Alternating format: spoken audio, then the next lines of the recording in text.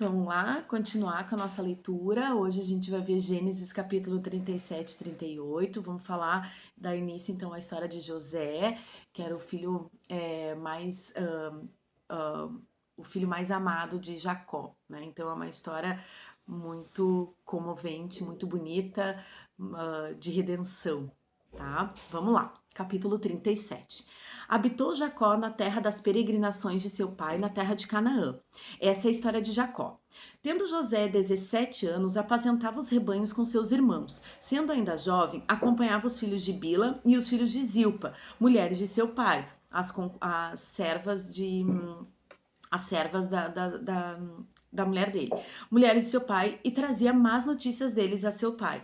Ora, Israel amava mais a José que a todos os seus filhos, porque era filho de sua velhice, e fez-lhe uma túnica talar de mangas compridas. Vendo, pois, seus irmãos que o pai o amava mais que a todos os outros filhos, odiaram-no e já não lhe podiam falar pacificamente. Teve José um sonho e o relatou a seus irmãos, por isso o odiaram ainda mais, pois lhes disse: Rogo-vos, ouve este sonho que tive. Atávamos feixes no campo, e eis que o meu feixe se levantou e ficou em pé, e os vossos feixes o rodeavam e se inclinavam perante o meu. Então lhe disseram seus irmãos: Reinarás com efeito sobre nós, e sobre nós dominarás realmente? E com isso tanto mais o odiavam por causa de seus sonhos e de suas palavras. Teve ainda outro sonho e o referiu a seus irmãos, dizendo: Sonhei também que o sol, a lua e 11 estrelas se inclinavam perante mim. Contando a seu pai e a seus irmãos, repreendeu o pai e lhe disse: Que sonho é esse que tiveste? Acaso viremos, eu e tua mãe e teus irmãos, a inclinar-nos perante a ti em terra? Seus irmãos lhe tinham ciúmes. O pai, no entanto, considerava o caso consigo mesmo. E como foram os irmãos apacentar o rebanho do pai em Siquém, perguntou Israel a José: Não apacenta teus irmãos o rebanho em Siquém? Vem, enviar-te-ei a eles. Respondeu-lhe José: Eis-me aqui. Disse-lhe Israel: Vai agora e vê se vão bem teus irmãos e o rebanho, e traze-me notícias. Assim o enviou do vale de Hebrom, e ele foi a Siquém. E um homem encontrou a José, que andava errante no campo, e lhe perguntou: Que procuras? Respondeu: Procuro meus irmãos. Diz-me, onde apacentam eles o rebanho? Disse-lhe o homem: Foram-se daqui, pois ouvi-os dizer: Vamos a Dotã. Então seguiu José atrás dos irmãos e os achou em Dotã. De longe o viram e, antes que chegasse, conspiraram contra ele para o matar. E diziam ao outro: Vem lá o tal sonhador. Vinde, pois, agora, matemo-lo e lancemo-lo numa dessas cisternas. E diremos: Um animal selvagem o comeu, e vejamos em que lhe darão os sonhos. Mas Ruben, ouvindo isso, livrou-o das mãos deles e disse: Não lhe tiremos a vida. Também lhes disse Ruben: Não derrameis sangue, lançai-o nessa cisterna que está no deserto e não ponhais as mãos sobre ele. Isso disse para o livrar deles, a fim de o restituir ao pai. Mas logo que chegou José a seus irmãos, despiram-no da túnica, a túnica talar de mangas compridas que trazia. E tomando-o, lançaram na cisterna vazia, sem água. Tipo uma cova, né? Do deserto, aquelas covas do deserto. Ora, sentando-se para comer pão, olharam e viram que uma caravana de ismaelitas vinha de Gileade. Seus camelos traziam aromatas, bálsamo e mirra que levavam para o Egito. Então disse Judá a seus irmãos: De que nos aproveita matar o nosso irmão e esconder-lhe o sangue? Vinde, vendamo-lo aos ismaelitas, não ponhamos sobre ele a mão, pois é nosso irmão e nossa carne. Seus irmãos concordaram. E passando os mercadores midianitas, os irmãos de José o alçaram e o tiraram da cisterna, e o venderam por 25 ciclos de prata aos ismaelitas. Esses levaram José ao Egito. Tendo Ruben voltado à cisterna, eis que José não estava nela.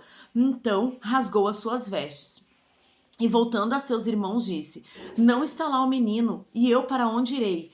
Então tomaram a túnica de José, mataram o bode e a molharam no sangue, e enviaram a túnica talar de mangas compridas, fizeram-na levar a seu pai e lhe disseram: Achamos isto, vê se é ou não a túnica de teu filho. Ele a reconheceu e disse: É a túnica de meu filho. Um animal selvagem o terá comido, certamente José foi despedaçado. Então Jacó rasgou as suas vestes e quando o ato de rasgar as vestes é um ato de, vamos dizer assim, de desespero, Ai, me faltou o termo no decorrer, eu lembro, tá? Rasgou as suas vestes e se cingiu de pano de saco.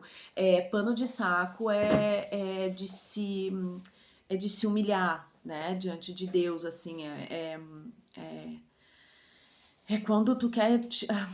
Depois eu lembro, tá? Pano de saco e lamentou o filho por muitos dias. Levantaram-se todos os seus filhos e todas as suas filhas para o consolarem. Ele, porém, recusou ser consolado e disse: chorando, descerei a meu filho até a sepultura. E de fato chorou seu pai. Entre mentes, os midianitas venderam José no Egito a Potifar, oficial de Faraó e comandante da guarda. Então aqui a gente vê, começa a história de José. José era o filho preferido de Jacó, né, o Israel, e seus outros 11 irmãos tinham muitos ciúmes dele, né, porque realmente o tratamento era diferenciado, né, Israel tinha 12 filhos, mas ele deu uma túnica de mangas compridas, toda bonita, para José, que era o primogênito de Raquel, né, seu grande amor. E aí a gente vê que por esses ciúmes eles decidem matar o irmão, né? Mas Rubem, que é o filho mais velho, diz: não vamos, né, sujar o nosso sangue. E Judá, o outro filho de Jacó, diz: não, então vamos vendê-lo aos ismaelitas, que daí vão levar ele para o Egito, vão levar ele para longe, a gente nunca mais vai ver, ele vai ser escravo lá e a gente nunca mais vai ver. Então eles venderam o irmão, né? Porque eles tinham ciúmes dos sonhos, tinham ciúmes do tratamento, né? Só que José tinha tido aqueles 2 sonhos, né? Do feixe, né, de trigo, que ele tinha sonhado que um feixe de trigo estava em pé e todos os outros curvados a ele. E depois ele teve um sonho do sol e a lua e as estrelas ao redor dele, né? Então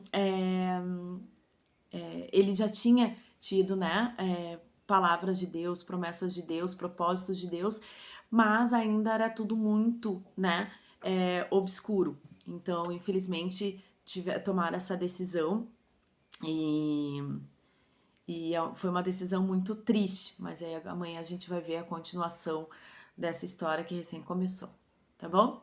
Amanhã a gente fala um pouquinho mais.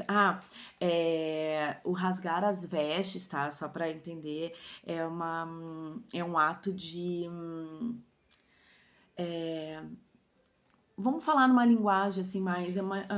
Um ato de tristeza profunda, tá? Quando é uma tristeza profunda, tu rasga as vestes, né? Eu rasguei as minhas vestes. É um ato.